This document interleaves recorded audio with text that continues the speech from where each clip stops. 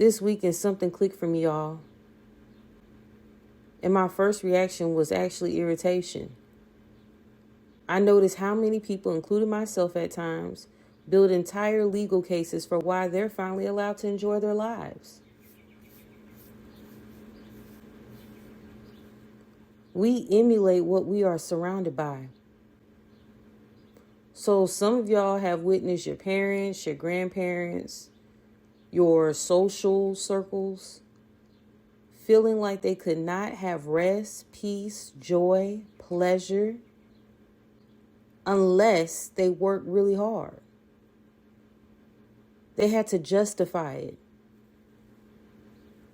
They'll build whole legal cases for why they're finally allowed to enjoy their lives. Not just financially, but emotionally, spiritually, physically even. We gather evidence. I've been through enough. I've healed enough. I've sacrificed enough. I've struggled enough. I worked hard enough. I earned this. And then subconsciously, we present all of this evidence to some invisible judge, waiting for permission to finally relax, to finally soften, to finally receive and enjoy. I sat there thinking, like, who taught us? Who taught us life was supposed to function like a courtroom? Because once you see it, you sure can't unsee it. People literally defend their life and their right to joy. And you know what the wild part is? A lot of that is conditioning. A lot of that conditioning hides inside spirituality now. Some people don't even realize they replace one system of performance with another. They escape hustle culture only to enter into healing culture.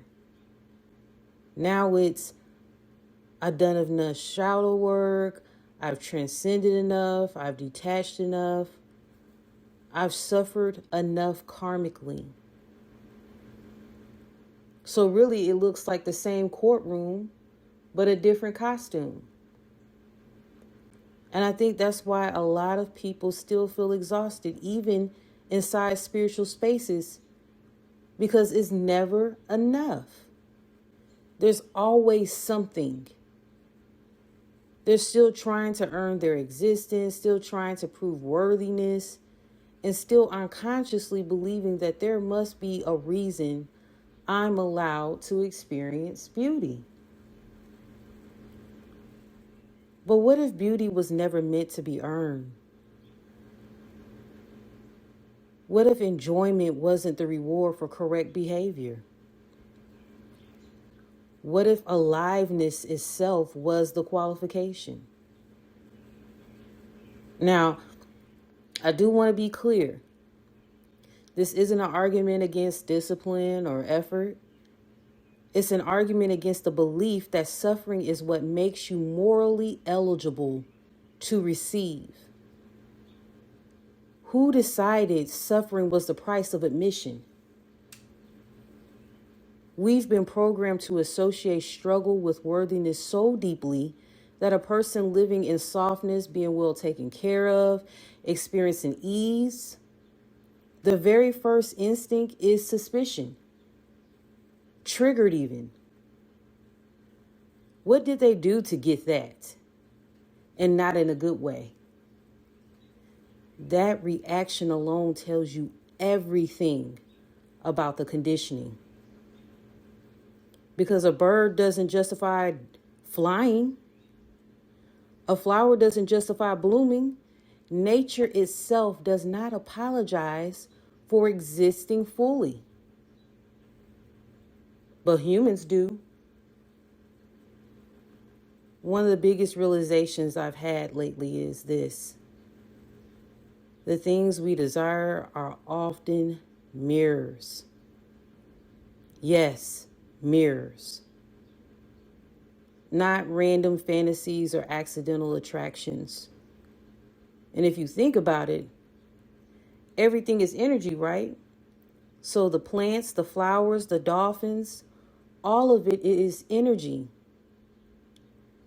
And when you think about all of it as energy, that means it is you. So the birds chirping, the lush green grass, the ocean waves, all of that is you. Certain experiences call to you because some part of you already recognizes them. And I think people feel disconnected from what they want because they think they are separate from it. Like life is withholding something. But maybe the desire itself is evidence of resonance. Yes, resonance. Not entitlement, delusion, none of that. Resonance. Meaning some part of you already knows that frequency, already belongs there. You don't crave what's foreign to you at a soul level. You crave what's familiar in a way your current circumstances haven't caught up to just yet. The craving isn't the wound. The craving is, in fact, the signal. Now, obviously, discernment matters, right? Reality in action matters. But I think we've become so hyper conditioned, so hyper focused on proving ourselves that we forgot something very simple. Life is also supposed to be experience, y'all. Not just survive, optimize, healed endlessly. Experienced.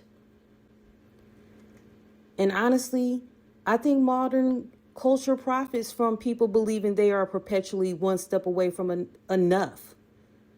Enough healing, enough productivity, enough status, just enough evolution and success. Because if you fully realize your existence was already valid, a lot of systems would lose leverage over you. You stop performing for approval. You stop needing every decision to be spiritually justified. You stop treating pleasure like a guilty verdict waiting to happen. Now, I want to say this. This is not passive spirituality by no means. Not avoidance, not bypassing reality. This is reclaiming the ability to experience goodness without psychologically cross-examining yourself. So lately, I've been asking myself a different question. Not have I earned this, but why was I taught I needed to?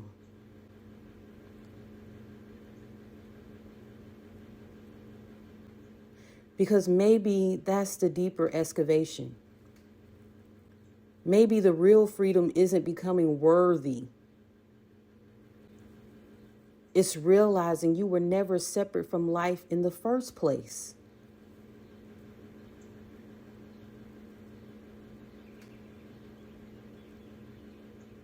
This has been The Lab. And honestly, I think we're only scratching the surface. So stay grounded, filter your water, go outside, and move from the inside out. Oh, it's watermelon season. Go ahead and juice that watermelon. Seeded only.